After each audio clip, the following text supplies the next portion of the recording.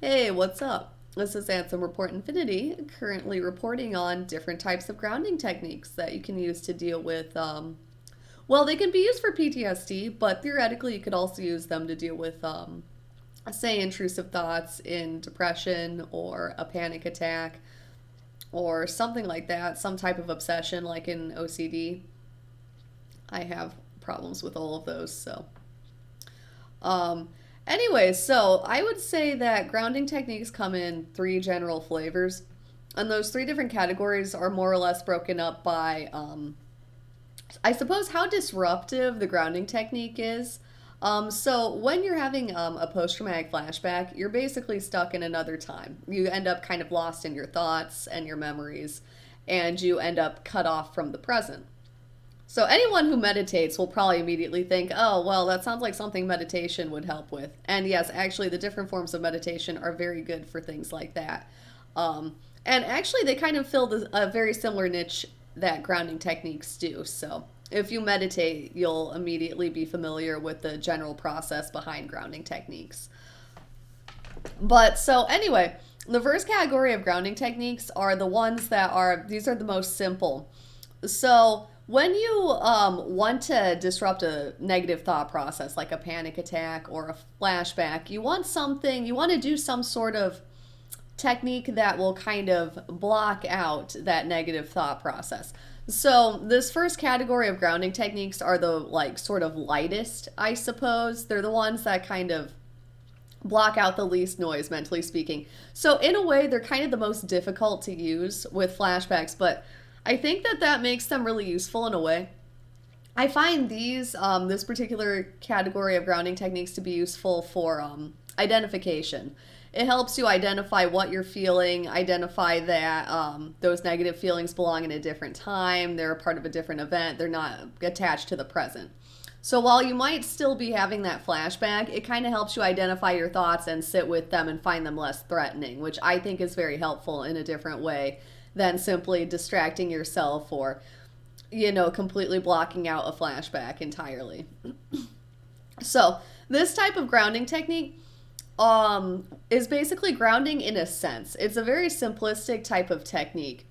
And it is essentially single point meditation or focal meditation, if you're familiar with that. It's where you focus on one object to the exclusion of all other thoughts, and you stay anchored on this one type of perception. So, a really popular thing to use is different scents, like the scent of different essential oils. And there are some studies that things like the scent of lavender has a very slight anxiety reducing effect. I had a therapist that fucking loved lavender. She's just like, yeah, I understand that. Ansem Report Infinity. I get that. Being trafficked at the hotel as a small child was very frightening. Just put some lavender oil on a handkerchief next time you're having a flashback. That'll take care of that. And I'm like, oh, what it must be like to not have PTSD from like human trafficking. Like just horrifying levels of PTSD. Whenever you get advice from other people, as well intentioned and as partially effective as it often is, you just always want to laugh. It's like, you've never known the absolute hell it is to have a flashback of this like severity. But anyway, that aside, so the scent of lavender oil, a lot of people find helps.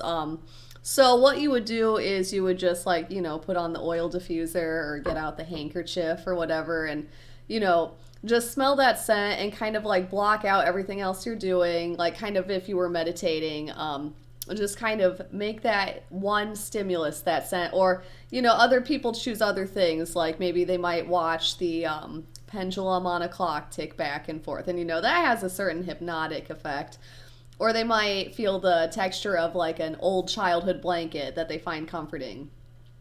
And actually, the more that you use one thing to calm down, or, like a certain range of things to calm down from a flashback or a panic attack, you use it to ground, so to speak, the more it becomes associated with this act of grounding and this like sense of relief that you feel when you step away from a flashback and you're back in the present, you feel safe again. So actually the more you do this, the more effective it becomes. But so yeah, you just for an indefinite amount of time some people, make a habit of it, like meditating. So, for 10 minutes, they'll like, kind of meditate on the sense of that scent or the feeling of, some kind of fuzzy texture that's comforting. Or, looking at something, even just looking at a very textured wall can distract you from some sort of negative thought process. And that's the most simple type of grounding technique. That's grounding in a sense. So that's the first category of grounding techniques. It's very broad. You can pick a sense. You can even make it a little more broad than that, like an idea. Maybe you have like a mantra or something, or maybe just a made up noise like Urgle Burgle. You can just say that. You can say Urgle Burgle in your head a bunch of times, and that will actually kind of block out whatever negative thought process is going on outside of your head. I have allergies right now. As fall turns to winter, so too does my allergies. I don't know. I wanted to be poetic about that, much like the changing seasons is a very poetic topic, but I just couldn't do it. Just could not do it. But okay, so the second type of grounding technique is a little more, I don't know, I guess a little more intense than the first type. So in the second type of grounding technique, what you're basically going to do is kind of make a game of it almost. I don't know if you remember I Spy, playing that as a child perhaps, but it's like, I spy something red, and then, the other person has to go figure out what the red thing is. Well, so what you basically do is you set these like different types of like rule sets with yourself. You can make it whatever number of red objects or whatever number of like different types of scents. So it's very open-ended. You could be like, you could say to yourself, okay, go find the scent of 3 different things. So you could go around your apartment and find 3 different scented essential oil bottles, or like, 3 different shampoo bottles, and then you smell each one. And then after that, if you're still having a flashback, you're like, okay, find 3 red objects. So then you could go find 3 different red objects. There are a lot of different variations to it. Another one is, you could just name in your head, like you don't go anywhere or anything, but it's just like name 3 different red things to yourself. So you could be like, a red ball, Santa's red nose, Santa's red clothes, definitely not the red shirt I'm currently wearing. And then, you go through these different lists over and over again to yourself. A lot of people like that, the I Spy game. Another one that people enjoy doing is so kind of like the act of drawing something. So you find something in your environment and it's like kind of a visually interesting thing, or even just an apple, and then you just kind of sit to yourself and then draw the apple or the object that you picked to yourself in your head. Or you can look at a blanket and then try to like, kind of feel it in your head. Like you just kind of focus on this idea of like modeling this sense that you see outside of your head, but you do it inside of your head. That helps. Okay, so that's like the second type of grounding technique. The third type of grounding technique is by far the most disruptive and kind of almost unpleasant. But this one I would use to like block out like a negative thought process or, a flashback entirely.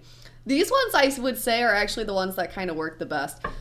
So this would be something like, I've gotten this advice from therapists before. It'd be something like clapping your hands repeatedly, and then stopping, and then, doing a check like, do I feel okay yet? It's like, no. It's like back to clapping your hands. And, so like while you're doing this act of clapping your hands, it has this jarring noise and you're focusing on this and trying to stay out of your head. After a certain point, your mind almost forgets that it's having a flashback, so that can help.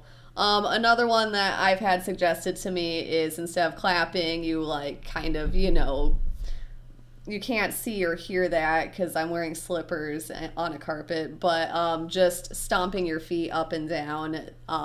Another one is either using warm or cold water, but rubbing that on your face or like up and down your arms. Or using an ice cube and then just like feeling the feeling of that like going up and down your arms. Some people actually use that one to deal with self-harm. I've never dealt with self-harm, but I hear that instead of cutting, if you have the urge to do that, it can be helpful to run an ice cube down your arm. I've never had the urge to cut, but that could be helpful for someone maybe. But I find it helpful as a grounding technique because you focus on this mildly unpleasant stimulus that's not really hurting you in any meaningful way. And you just kind of stay focused on that, and that kind of takes you out of your head. And so those are grounding techniques. Those are things that get recommended by like therapists and psychology groups and stuff to help with like an acute flashback, you know, some type of negative thought that's very abnormal. You know, you might have a depressed mood, but this is something like an intrusive thought process or something that's really haunting you that if you can just break up that thought process, you'll feel much better. So these are helpful for that. Yeah, a lot of people to deal with acute flashbacks as well also use medical marijuana. If that's legal where you are, you know, that's also something that some people can look into.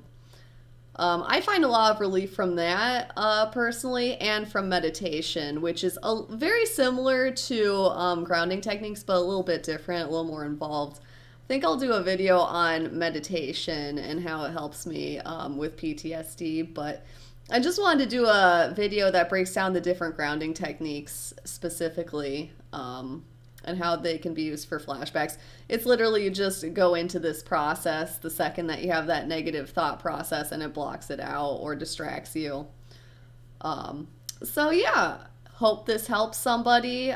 Even if you don't have PTSD, this can be useful for just about any type of negative thought process. So take care, happy holidays, etc., etc. Have a nice evening.